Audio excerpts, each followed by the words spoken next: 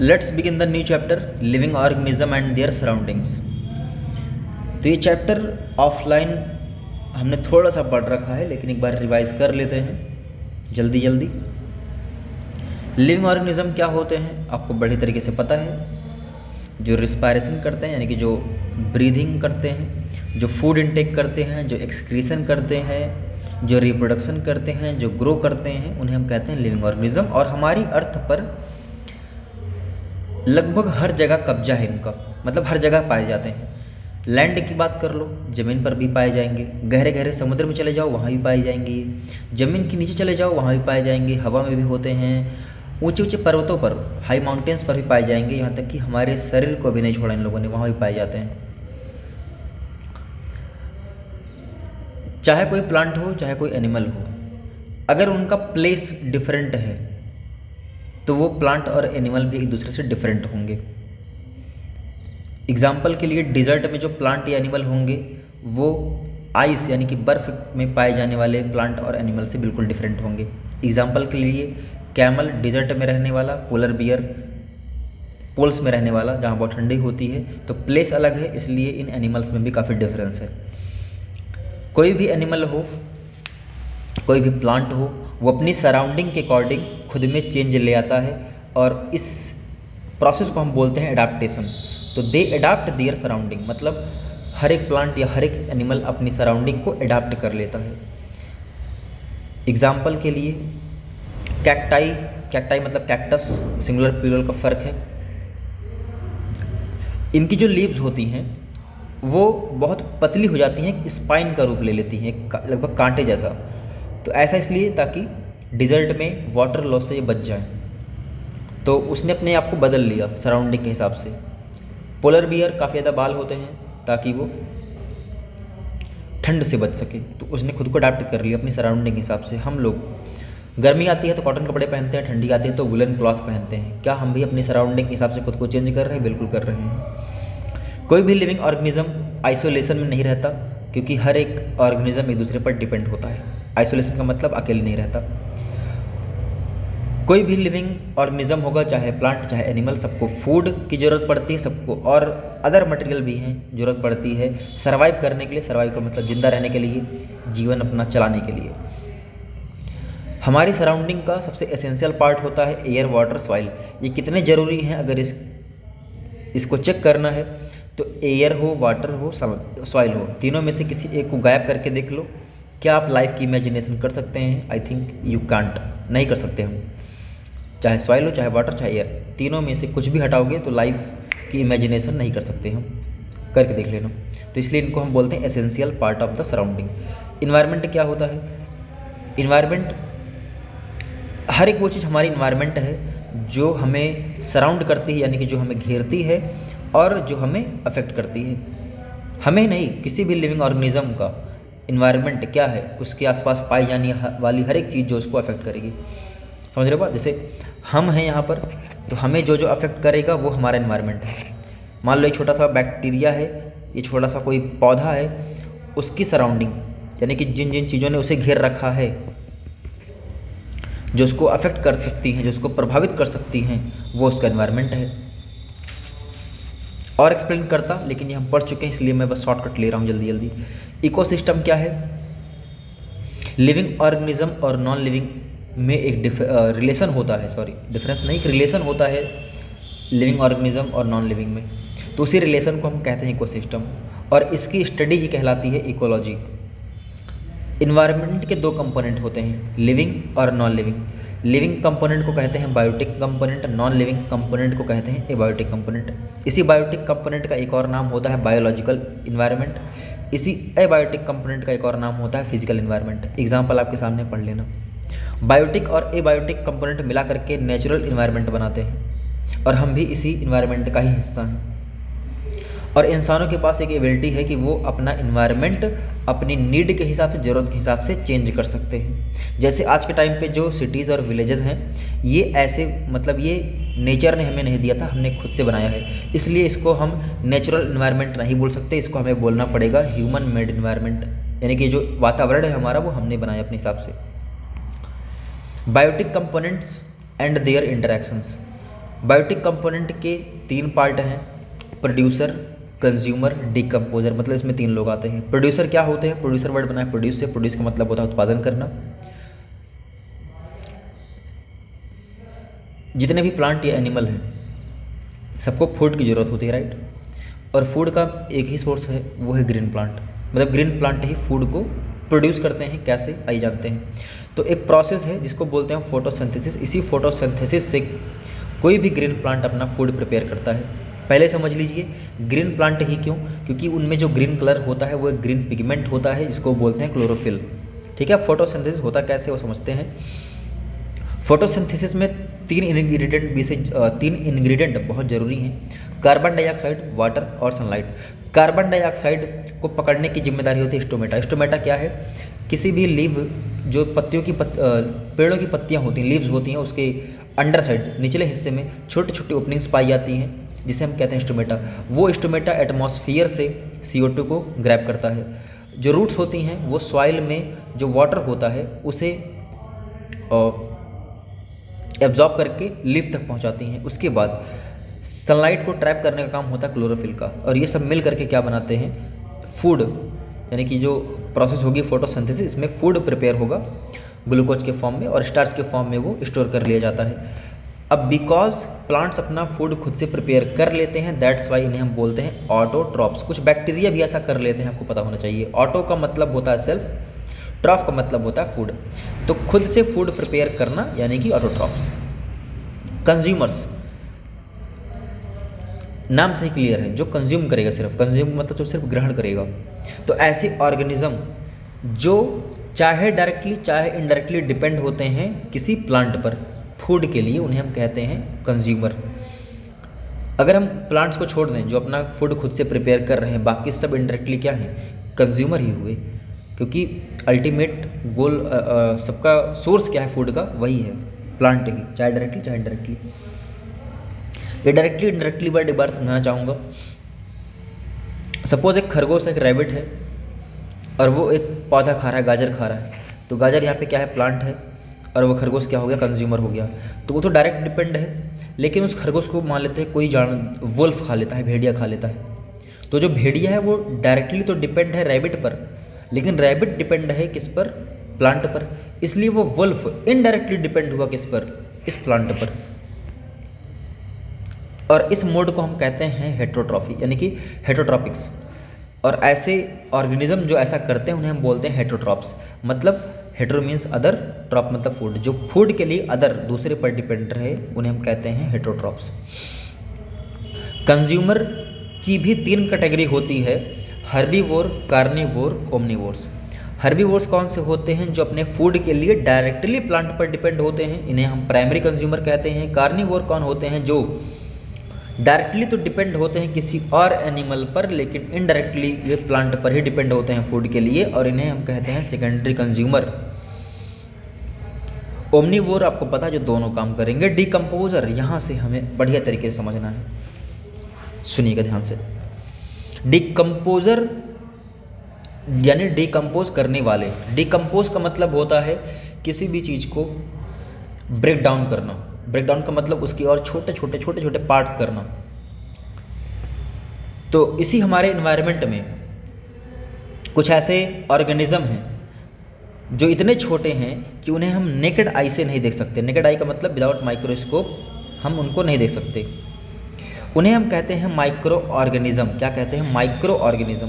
इसमें आते कौन कौन है? बैक्टीरिया आते हैं, वायरस आते हैं, फंजाई आती है, प्रोटोजोआ आते हैं। और ये अपना फूड कहाँ से लेते हैं? इनका फूड का सोर्स क्या है?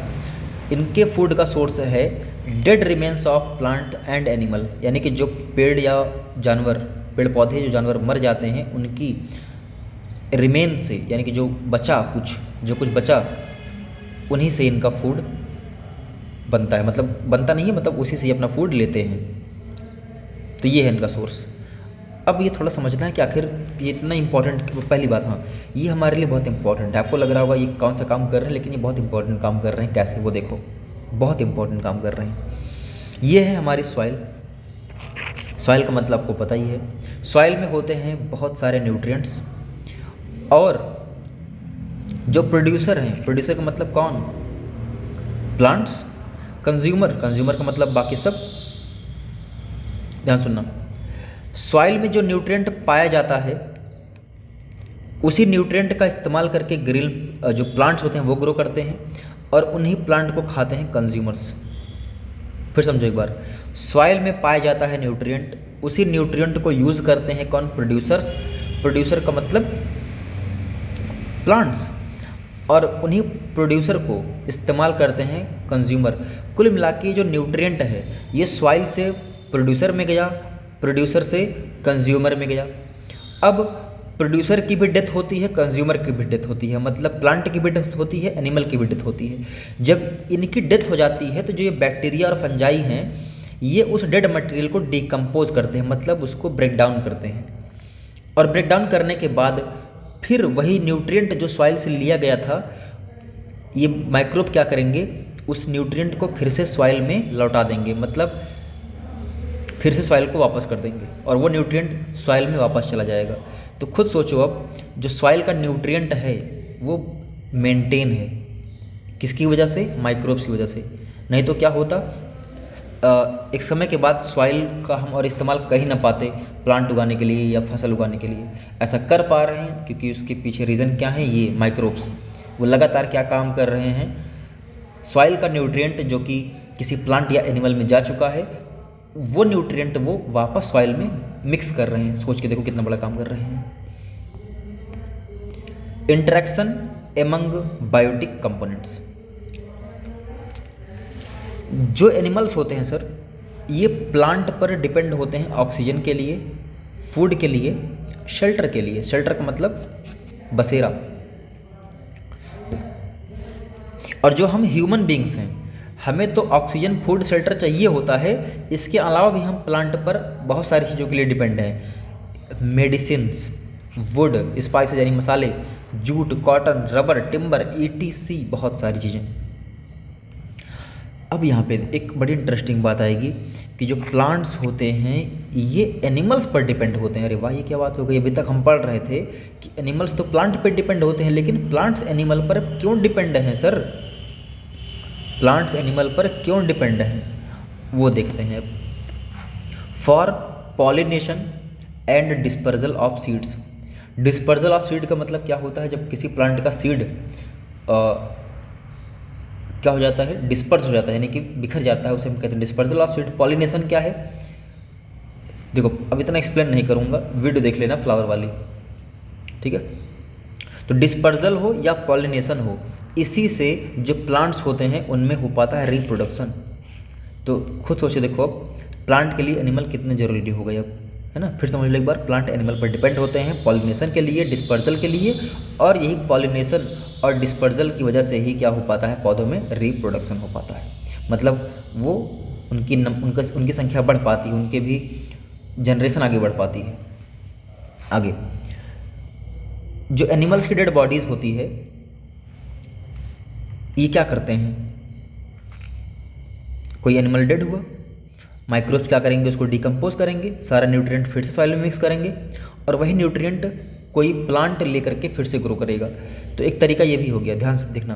प्लांट एनिमल पर डिपेंड थे पॉलिनेशन और डिस्पर्जल के लिए। एक रीज़न हमें और मिल गया कि वही डेड एनिमल ही क्या करते हैं, डेड होने के बाद उन्हीं का न्यूट्रिएंट सॉइल में फिर से जाएगा और वही न्यूट्रिएंट जो किसी प्लांट को मिलेगा वो फिर से अच्छे से ग्रो कर पाएगा। तो दो वजह हो गई कि प्लांट आखिर एनिमल पर क्यों डिपेंड है। आगे abiotic component and their interaction with biotic component. देखो बहुत सिंपल सा, ये प्लांट और एनिमल कुछ भी हो, ये एबायोटिक पर भी डिपेंड होते हैं। कैसे? चाहे प्लांट हो चाहे एनिमल, उसको लाइट की ज़रूरत होती है, उसको एयर की ज़रूरत होती है, उसको वाटर की ज़रूरत होती है, उसको सॉइल की ज़रूरत होती है, उसको एक टेम्परेचर की रेंज का मतलब कि जैसे इंसानों का, हम मान लो जिस जगह हम लोग रहते हैं यहाँ हम लोग कितना टेम्परेचर सहते हैं, और ठंडियों में टेम्परेचर बहुत गिरता है तो 3-4 तक आता है, 4 डिग्री सेल्सियस से। गर्मियों में 40 तक भी पहुंचता है। तो ये एक रेंज हो गई, इस रेंज के बीच हम सर्वाइव कर पाते हैं। बहुत ज़्यादा हो जाएगा तब भी दिक्कत होगी, बहुत कम हो जाएगा तब भी। तो किसी भी प्लांट या किसी भी एनिमल को एक सर्टेन रेंज ऑफ टेम्परेचर की भी जरूरत होती है। तो ये बायोटिक थे और ये एबायोटिक थे। देख लो कैसे डिपेंड है बेचारे। अगला टॉपिक हैबिटेट। हैबिटेट क्या है? किसी भी ऑर्गेनिज्म का नेचुरल होम या natural living place. Living place का मतलब रहने की जगह। और कौन सी नेचुरल, ये नेचुरल वर्ड काफ़ी इंपॉर्टेंट है। जैसे हम लोग रहते हैं घरों में, खुद से बनाया, क्या वो घर हमारा हैबिटेट है? नहीं, ठीक है, मतलब कह सकते हैं लेकिन नेचुरल होम नहीं है हमारा वो। किसी भी ऑर्गेनिज्म का जो नेचुरल रहने का जगह है वही उसकी हैबिटेट है। एग्जाम्पल के लिए जो फॉरेस्ट है वो कई सारे प्लांट्स का, कई सारे एनिमल्स का, कई सारे माइक्रोब्स का हैबिटेट है ना, क्योंकि जंगल में बहुत सारे जानवर भी रहते हैं, पौधे भी रहते हैं, बहुत चीज़ें रहती हैं। और जो भी हैबिटेट है, मतलब हैबिटेट हम बोल किसको सकते हैं? जैसे मान लो एक टाइगर है, वो जंगल में अगर रहता है तो इसलिए उसका हैबिटेट है क्योंकि उसको वहीं से फूड मिल पाता है, वहीं से उसको शेल्टर मिल रहा है, वहीं पे उसको सुटेबल क्लाइमेट भी मिल रहा है, मतलब सही वेदर मिल रही कंडीशन, सही मतलब एक अच्छे मौसम में वो रह रहा है। तो हर एक चीज़ वो हैबिटेट प्रोवाइड करता है। किसी हैबिटेट में मान लो कोई जगह है ऐसी जो धीरे धीरे फूड देना बंद कर दे, शेल्टर देना बंद कर दे, तो वो उसका हैबिटेट नहीं रह जाएगा, फिर उसको चेंज करना पड़ेगा अपना हैबिटेट। समझ रहे हो बात? तो हैबिटेट का मतलब किसी का नेचुरल होम, और ऐसा होम जहाँ से फूड, शेल्टर और सुटेबल क्लाइमेटिक कंडीशन हमें सब कुछ मिले, उपलब्ध सब कुछ। और जितने तरह के ऑर्गेनिज्म हैं उनको उतने तरह का हैबिटेट चाहिए होता है।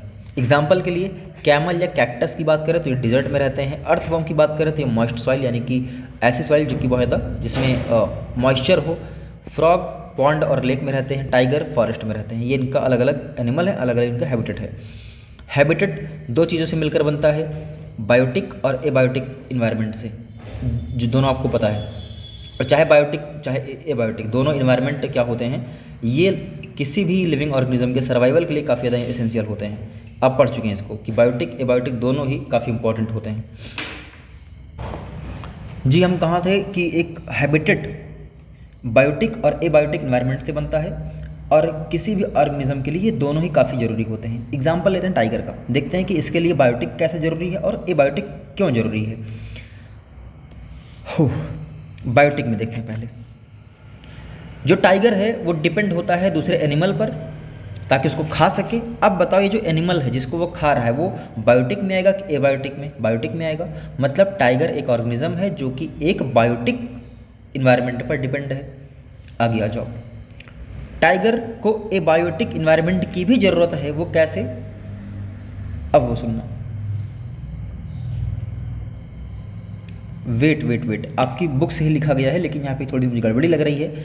इसमें प्लांट और श्रब शामिल किया गया है जो कि यार इधर बायोटिक में आने चाहिए थे। प्लांट और श्रब तो इसमें आते हैं ना बायोटिक में, तो ये चीज़ बायोटिक में लिख लेना, ठीक है। तो चलो, कोई भी टाइगर एनिमल खाएगा। टाइगर की बात नहीं हो रही, टाइगर हो, लॉयन हो, जो भी ये क्या बोलते हैं कार्निवोर हैं, अब वो एनिमल किस में आएगा? बायोटिक में ही आएगा। और ये टाइगर प्लांट्स का इस्तेमाल करता है रेस्ट करने के लिए, उन्हीं की छांव में बैठेगा। श्रब जो झाड़ियाँ होती हैं उसके पीछे वो छिपेगा ताकि कोई और अटैक न कर दे, और उसी के पीछे ये रुक करके अपने शिकार का इंतज़ार भी करता है। मतलब ये पूरी लाइन यहाँ लिख लेना भाई, लेफ्ट में, ठीक है। अब देखना ये है कि टाइगर एबायोटिक इन्वायरमेंट पर कैसे डिपेंड रहता है। रेनफॉल, क्या टाइगर को बरसात से कोई मतलब होता होगा? बिल्कुल मतलब होता है भाई। मतलब होगा तभी वहाँ पे पडल्स बनेंगे। पडल का मतलब कहीं कहीं पानी इकट्ठा होगा, वही पानी वो पिएगा, क्योंकि वहाँ तो नल तो लगा नहीं है। और सुटेबल टेम्परेचर भी काफ़ी डिपेंड करता है उनके लिए। बहुत गर्मी पड़ेगी तब भी दिक्कत होगी, ठंडी होगी तब भी प्रॉब्लम आएगी। तो ये चीज़ हो गई एक, बस याद क्या रखना है आपको कि ये वाला हमें बायोटिक में लिखना है। एक बार फिर समझ लो इसको कि हैबिटेट बायोटिक एबायोटिक दोनों इन्वायरमेंट से मिलके बनता है, और दोनों ही किसी भी लिविंग ऑर्गेनिज्म के सर्वाइवल के लिए काफ़ी ज़रूरी है। एग्जाम्पल हमने लिया टाइगर का, चलो कोई और एग्जाम्पल ले लेते हैं, ठीक है भैया। कोई एक हर्बीवोर ले लो, काऊ ले लो या बुफैलो ले लो। बुफैलो जो है वो क्या खाती है? ग्रास खाती है। अब ग्रास ये किस में आएगा? ग्रास आएगी किस में? बायोटिक में आएगी। तो इसका मतलब एक ऑर्गेनिज्म की डिपेंडेंसी हमने दिखा दी बायोटिक पे। अब इसी बुफैलो को हम दिखाते हैं कि एबायोटिक पे कैसे डिपेंड है भैया, ठीक है। सेम वही पानी, टेम्परेचर एट्सेट्रा एट्सेट्रा। हैबिटेट के टाइप, तो हैबिटेट होते हैं बेसिकली दो टाइप के, एक्वाटिक और terrestrial. Aquatic means water habitat, terrestrial habitat का मतलब लैंड हैबिटेट। अब ये एक्वाटिक के भी 3 हिस्से, पहला marine habitat, fresh water habitat, coastal habitat. Terrestrial में आते हैं 5, desert habitat, grassland habitat, rain forest habitat, tundra और पोलर हैबिटेट, माउंटेन हैबिटेट। एक एक के बारे में पढ़ते हैं। पहले देखो, हैबिटेट के पहले 2 कैटेगरी थी, एक्वाटिक और टेरेस्ट्रियल। हमने पहले एक्वाटिक चूज़ किया। एक्वाटिक में भी 3 कैटेगरी है, पढ़ते हैं इसके बारे में। एक्वाटिक मतलब पानी वाला। तो पानी में सबसे पहला है मरीन हैबिटेट। मरीन का मतलब क्या होता है, जहाँ साल्ट वाटर है, ऐसा हैबिटेट जो कि साल्ट वाटर। वो साल्ट वाटर कहाँ होता है, सी में होता है और ओशियन में होता है।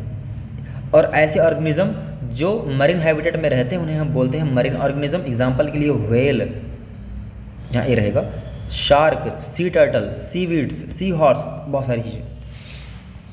Fresh water habitat, fresh water का मतलब हमें क्या समझना है, वो ताज़ा पानी जो नल से निकलता है वो नहीं, वही नहीं। फ्रेश वाटर का मतलब जो साल्ट, जिसमें साल्ट नहीं है। अब वो लेक भी हो सकती है, रिवर भी हो सकता है, पॉन्ड्स भी, स्ट्रीम्स भी। अब कौन कौन से ऑर्गेनिज्म है जो फ्रेश वाटर हैबिटेट में रहते हैं, fish, water bugs, water lilies etcetera, बहुत तरह तरह की चीज़ें। क्रोकोडाइल भी इसी में आएगा। कोस्टल हैबिटेट है ना, कोस्ट का मतलब क्या होता है, meeting point of sea and land. मतलब जैसे मान लो यहाँ समुद्र है और यहाँ ज़मीन है चारों तरफ, तो ये एक ऐसा पॉइंट है ये वाला जहाँ पे ये वाटर और लैंड दोनों मिल रहे हैं। तो जहाँ पे समुद्र और ज़मीन मिलेगी वही क्या बनेगा, कोस्टल एरिया बनेगा। तो यहाँ पे कौन कौन सी चीज़ें रहती हैं भैया, यहाँ पे रहते हैं क्रैब्स, ओइस्टर्स, सीवीड्स, मैंग्रोव्स। एस्चुरीज क्या होता है, एक ऐसा कोस्टल रीजन जहाँ पे फ्रेश वाटर और सॉल्ट वाटर मिले। ध्यान समझना, एक ऐसा कोस्टल रीजन जहाँ पे फ्रेश वाटर भी और साल्ट वाटर दोनों आपस में मिल रहे हों, इस प्लेस को हम बोलते हैं एस्चुरीज। एग्जाम्पल आपने देख लिया कि कौन कौन से ऑर्गेनिज्म यहाँ पे रहते हैं। अब जो हैबिटेट था उसका सेकंड पार्ट था टेरेस्ट्रियल। टेरेस्ट्रियल हैबिटेट का मतलब लैंड हैबिटेट। और टेरेस्ट्रियल हैबिटेट को ही क्या माना जाता है, बेस्ट लिविंग कंडीशंस के लिए। मतलब सबसे अच्छी जो कंडीशंस प्रोवाइड कर सकता है वो कौन प्रोवाइड करता है, वाटर नहीं बल्कि लैंड। इसके पीछे रीज़न क्या है, देखो अगर कोई वाटर में रहता है तो उसके लिए जो एबायोटिक कंडीशंस में, मतलब सिर्फ वाटर ही आ रहा है या कुछ रॉक्स आएंगे अंदर। लेकिन अगर कोई लैंड पे रहता है तो उसके पास various type of abiotic factors हैं। सोचिए, देखो जो लैंड पे है उसके लिए एयर भी प्रोवाइड है, सॉइल भी प्रोवाइड है, एंड सो ऑन, बहुत तरह तरह की चीज़ें। इसके हैं 5 पार्ट। सबसे पहला है डिजर्ट हैबिटेट। डिजर्ट के बारे में आपको पता ही है कि यहाँ पे बहुत कम रेन होती है, हॉट होता है और ड्राई प्लेस होता है ये। एग्जाम्पल कौन कौन रहता है यहाँ पे, camel, rats, snacks, cacti, etc. Grassland habitat, grassland का मतलब ये प्रेरीज वाला, अगर याद हो आपको एसएसटी में तो, है ना। यहाँ पे होती है मॉडरेट रेन। मॉडरेट का मतलब मीडियम रेन, ना बहुत ज़्यादा ना बहुत कम। Zebra, giraffe, deer, lion, grass. Grass का मतलब खुद घास, वो भी तो एक लिविंग ऑर्गेनिज्म है। तो इनका हैबिटेट क्या है, grassland habitat. Rain forest habitat, नाम से ही क्लियर है, रेन फॉरेस्ट का मतलब जहाँ पानी काफ़ी ज़्यादा बरसे, यानी कि प्लेंटी ऑफ रेन, काफ़ी अच्छी मात्रा में यहाँ पे पानी बरसता है और गर्मी भी होती है। मंकी, स्नैक, टाइगर, ट्रीज, ये सारे यहाँ के एग्जाम्पल हो गए। टुंड्रा और polar habitat, covered with snow, बर्फ़ से ढका हुआ यानी कि बहुत ठंडा। Example polar bear, reindeer, penguin, grass. Some grass मतलब बहुत कम घास पाई जाती है, मतलब लेना कि जैसे यहाँ पे वैसे यहाँ पे। 5वां mountain habitat, higher than land surrounding them. Example लो, ये एक माउंटेन है और इसके बगल की ये सारी सॉइल है। तो कोई भी माउंटेन अपने बगल की जो ये लैंड होती है इससे काफ़ी ऊपर होता है। काफ़ी कोल्ड और काफ़ी विंडी, मतलब या बहुत हवा रहेगी, बहुत ठंड रहेगी। स्नोफॉल भी होती है कभी कभी। और यहाँ पे कौन कौन रहता है, मतलब कौन से लिविंग ऑर्गेनिज्म जिनका ये हैबिटेट है, तो वो हैं गोट्स, याक्स, शीप, पाइन्स, ईटीसी।